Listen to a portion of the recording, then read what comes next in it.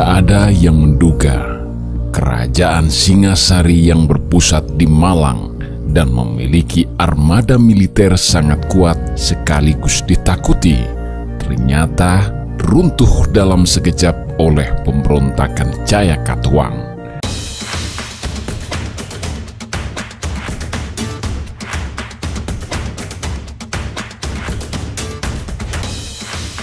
Assalamualaikum warahmatullahi wabarakatuh. Hai, kembali lagi bersama saya Rida Sujarwati, guru di SMA Negeri 5 Bagan Sinembah dalam mata pelajaran sejarah. Pada kesempatan kali ini kita akan membahas tentang Kerajaan Singasari. Kerajaan Singasari adalah salah satu kerajaan yang berada di Jawa Timur. Kerajaan ini biasa juga dikenal dengan sebutan Singosari. Berdiri pada tahun 1222, kerajaan ini didirikan oleh Ken Arok. Singasari sendiri diperkirakan berada pada daerah yang bernama Singasari, tepatnya di Kota Malang, Jawa Timur. Sekarang kita ke sejarah Kerajaan Singasari. Pada masanya, kerajaan ini mempunyai kejayaan yang cukup berpengaruh. Namun sebelum kerajaan ini berjaya dan diketahui oleh banyak orang, ternyata Singasari merupakan sebuah daerah bawahan dari Kerajaan Kediri. Hal ini pun telah ditegaskan menurut para raton. Saat itu, seorang yang menjabat sebagai akuwu, jika saat ini setara dengan camat, adalah Tunggul Ametung. Akuwu ini mati terbunuh dengan cara ditipu muslihat oleh pengawalnya sendiri, yang bernama Ken Arok. Setelah Tunggul Ametung terbunuh, maka dia berniat untuk melepaskan Tumapel dari kekuasaan Kerajaan Kediri dan berniat untuk membuat kerajaannya sendiri.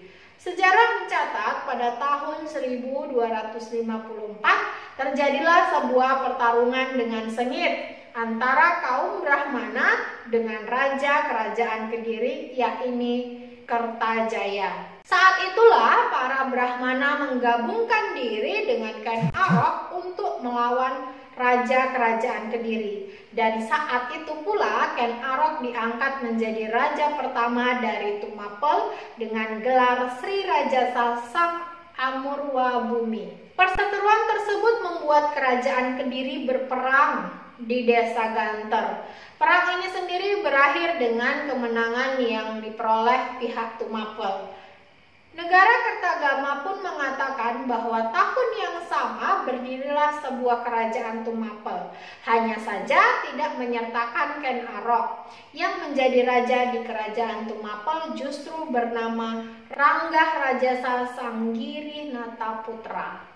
Disebutkan bahwa raja tersebutlah yang berhasil mengalahkan Kertajaya yang merupakan sosok raja dari Kerajaan Kediri. Kemudian pada sebuah prasasti Mula Malurung atas nama Kertanegara di tahun 1255 mengatakan bahwa pendiri dari Kerajaan Tumapel adalah Batara Siwa.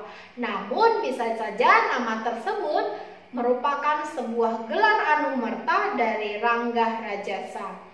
Dalam negara Kertagama sendiri, arwah pendiri Kerajaan Tumapel dipuja-puja sebagai Siwa. Namun, dalam para raton disebutkan bahwa sebelum maju perang melawan Kerajaan Kediri, ternyata Ken Arok juga memiliki julukan yang bernama Batara Siwa. Itulah sepenggal kisah berdirinya Singasari yang semuanya tidak terlepas dari perebutan kekuasaan. Masing-masing penguasa kerajaan menginginkan sebuah kekuasaan dari kerajaan yang diinginkan. Sekarang kita ke raja-raja penguasa Kerajaan Singasari. Sebuah kerajaan tentu akan dikuasai dan dipimpin oleh seorang raja yang nantinya dapat memberikan pengaruh besar terhadap kerajaan yang dipimpinnya. Lantas siapa saja pemimpin dari Kerajaan Singasari? Berikut adalah raja-raja yang menguasainya dari pertama hingga akhir. Yang pertama, Ken Arok. Raja pertama Singasari adalah Ken Arok yang memerintah pada tahun 1222 Masehi. Pada saat itu, ia hanya seorang Aku Tumapel yang berhasil memenangkan peperangan dengan kerajaan Kediri. Kemudian berdirilah kerajaan yang bernama Singasari. Yang kedua, Anusapati. Sepeninggal Raja Ken Arok, Singasari selanjutnya dipimpin oleh Anusapati. Anusapati sendiri memimpin kerajaan ini sekitar pada tahun 1227 sampai 1248 Masehi. Kekuasaan ini berakhir akibat adanya pembunuhan yang ditunjuk kepada Anusapati oleh Tohjaya yang membalas kematian ayahnya sendiri, yakni Ken Arok. Yang ketiga, Tohjaya. Setelah Anusapati terbunuh dan meninggal, maka secara otomatis Tohjaya yang kemudian menjadi Raja Singasari di tahun 1248 Masehi. Kepemimpinan Tohjaya pun tidak berlangsung cukup lama, yakni hanya berlangsung selama beberapa bulan saja. Hal ini karena terjadinya sebuah pemberontakan yang dilakukan oleh Ranggawuni dan Mahesa Cempaka. Penyerangan tersebut membuat Tohjaya mengalami luka parah hingga akhirnya meninggal dunia. Yang keempat, Ranggawuni. Tohjaya yang terbunuh tidak dapat memimpin kerajaan sehingga raja yang menggantikan adalah Ranggawuni. Ranggawuni menguasai Singasari pada tahun 1248 sampai 1268 Masehi. Dalam kepemimpinannya pun didampingi oleh Mahesa Cempaka. Selang beberapa tahun kemudian, kerajaan ini pun sangat tentram dan aman selama kepemimpinannya. Kemudian yang kelima, Kertanegara. Merupakan raja terakhir sekaligus raja yang menjadikan Singasari menjadi berjaya. Meskipun ia diangkat saat usianya masih muda, ia memiliki banyak cita-cita yang cukup tinggi, yakni dengan melakukan ekspedisi Pamalayu serta menguasai daerah Bali, Jawa Barat, Pahang, dan juga Tanjung Pura. Dengan banyaknya cita-cita yang dimiliki oleh Raja Kertanegara, sayangnya harus kandas saat dirinya berhasil ditumbangkan oleh Jayakatwang. Namun, ia telah berhasil mempersatukan wilayah Nusantara. Sekarang kita ke masa kejayaan Kerajaan Singasari.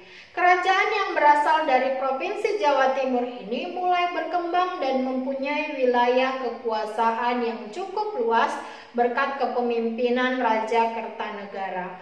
Masa kejayaan ini kemudian dilanjutkan dengan pengutusan 3 orang menterinya. Ketiga menteri tersebut bernama Mahamenteri I Sirikan, Mahamenteri I Halu, serta Mahamenteri I Hino. Ketiga menteri terpilih tersebut ditempatkan oleh Raja Kertanegara untuk memimpin beberapa bidang sesuai dengan keahlian mereka masing-masing. Pada saat itu juga kepemimpinan Raja Kertanegara cukup tegas hingga tak segan mengganti pejabat yang memang tidak berkualitas saat bertugas. Dalam upaya kejayaan kerajaan sendiri, Raja Kertanegara juga menjalin hubungan persahabatan dengan beberapa kerajaan besar yang lainnya. Itulah penyebab mengapa pemerintahan dari Raja Kertanegara mampu meraih kejayaan sekaligus menjadi kerajaan yang terkuat dalam bidang militer maupun perdagangan. Di tangan Raja Kertanegara pun Singasari bisa memiliki kekuasaan daerah yang cukup luas. Dari situlah kerajaan ini memiliki kejayaan dibandingkan dengan pemimpin raja-raja sebelumnya. Sekarang kita ke runtuhnya kerajaan Singasari. Singasari mengalami keruntuhan karena beberapa sebab. Yang pertama adalah akibat dari pemberontakan luar negeri. Yang kedua adalah tekanan yang dilakukan oleh luar negeri. Tekanan asing luar negeri ini berasal dari Kubilai Han dan dinasti Yuan yang berasal dari negara Cina. Kubilai Han sendiri menginginkan Singasari untuk menjadi kerajaan yang ditaklukkan oleh Cina. Sebagai seorang yang ingin mendapatkan gelar Mahadiraja, maka tentu saja Kertanegara melakukan penolakan. Raja Kertanegara menolaknya dengan cara menghina utusan Hubulai Khan yang saat itu bernama Mengci. Berawal dari itu, Raja Kertanegara pun fokus dalam mempertahankan kekuatan pertahanan lautnya. Di tengah menghadapi masalah ini, datanglah penguasa dari daerah Kediri secara tiba-tiba yang bernama Jayakatwan. Ia melakukan pemberontakan meskipun Raja Kertanegara sudah memperhitungkannya dan mengambil anak Jayakatwang sebagai menantunya. Sayangnya, langkah ini tidak efektif sama sekali sehingga membuat Jayakatwang menyerang ibu kota serta berhasil melakukan pembunuhan terhadap Raja Kertanegara. Saat itulah kerajaan ini mengalami keruntuhan akibat pemberontakan tersebut. Sekarang kita ke peninggalan Kerajaan Singasari. Pasca runtuhnya Kerajaan Singasari, meninggalkan sepenggal sejarah serta peninggalannya yang menunjukkan pernah terjadinya sebuah kejayaan dari kerajaan ini. Hadirnya berbagai peninggalan kerajaan ini tentu menjadi saksi bahwa kerajaan ini merupakan salah satu kerajaan yang besar yang menguasai Nusantara. Berikut beberapa peninggalannya. Yang pertama, Candi Jago. Singasari memiliki peninggalan sejarah bernama Candi Jago dengan arsitektur yang menyerupai teras punden berundak. Meski begitu, candi ini memiliki bentuk yang cukup akibat bagian atasnya yang hanya tersisa sebagian saja. Kemudian Candi Singasari. Candi Singasari menjadi peninggalan sejarah tak terlupakan. Candi ini berlokasi di Kecamatan Singasari, Kabupaten Malang, Jawa Timur. Tepatnya di lembah antara Gunung Arjuna dan Pegunungan Tengger. Dalam Prasasti Gajah Mada dan Kitab Negara Kertagama disebutkan bahwa pada tahun 1351 Masehi, Candi Singasari adalah kediaman yang terakhir disinggahi oleh Raja Kertagama. Kemudian Arca Dwarapala. Peninggalan selanjutnya adalah sebuah arca bernama Dwarapala. Arca ini berbentuk menyerupai monster dengan ukuran yang terbilang cukup besar. Juru kunci tempat tersebut pun mengatakan bahwa arca ini adalah tanda bahwa Anda sudah memasuki wilayah kota raja. Hingga saat ini pun lokasi kota Raja Singasari tidak pernah ditemukan secara pasti. Untuk itulah mengapa arca ini dikategorikan sebagai peninggalan sejarah dari kerajaan ini. Kemudian Candi Sumberawan merupakan satu-satunya bangunan stupa yang bisa Anda jumpai di Jawa Timur. Candi ini sendiri berada di sekitar 6 km dari wilayah Candi Singasari. Selain dikategorikan sebagai peninggalan kerajaan, candi ini juga digunakan sebagai tempat ibadah oleh umat Buddha pada saat itu. Kemudian Candi Jawi. Candi Jawi yang merupakan peninggalan kerajaan ternyata juga sekaligus digunakan sebagai tempat untuk menyimpan abu Raja Kertanegara. Selain itu, abu dari Raja Kertanegara juga disimpan pada Candi Singasari. Kemudian Candi Kidal. Candi Kidal merupakan candi peninggalan kerajaan yang dibangun dengan tujuan sebagai penghormatan Raja Anusapati yang merupakan raja kedua Singasari. Raja ini sendiri memerintah Singasari dengan waktu yang cukup lama, yakni sekitar 20 tahun. Tepatnya pada tahun 1227 sampai tahun 1248 Masehi. Raja Anusapati sendiri tewas dibunuh oleh Panji Tohjaya sebagai salah satu langkah untuk merebut kekuasaan. Namun begitu, hal ini juga diyakini sebagai kutukan dari Empu Gandring. Kemudian Prasasti Singasari. Prasasti ini merupakan sebuah peninggalan sejarah yang ditemukan di Singasari, Kabupaten Malang, Jawa Timur.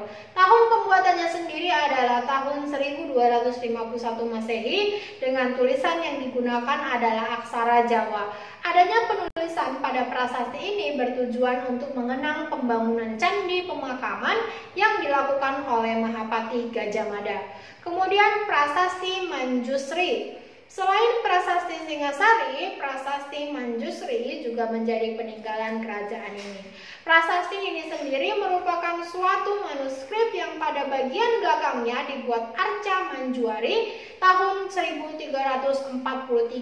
Pada mulanya, prasasti Manjusri ini diletakkan di Candi Jago. Namun seiring berjalannya waktu, prasasti peninggalan ini disimpan pada Museum Nasional yang ada di Jakarta. Kemudian prasasti Wurare. Prasasti ini memiliki isi sebuah peringatan atas penobatan Arca Mahaksobya.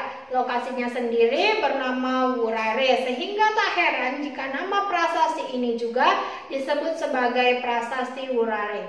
Prasasti yang satu ini ditulis dengan memakai bahasa Sanskerta dengan tanggal tahun 1211 Saka atau sekitar 21 November 1289. Yang saya sampaikan pada kesempatan kali ini, nantikan video pembelajaran materi berikutnya. Wassalamualaikum warahmatullahi wabarakatuh.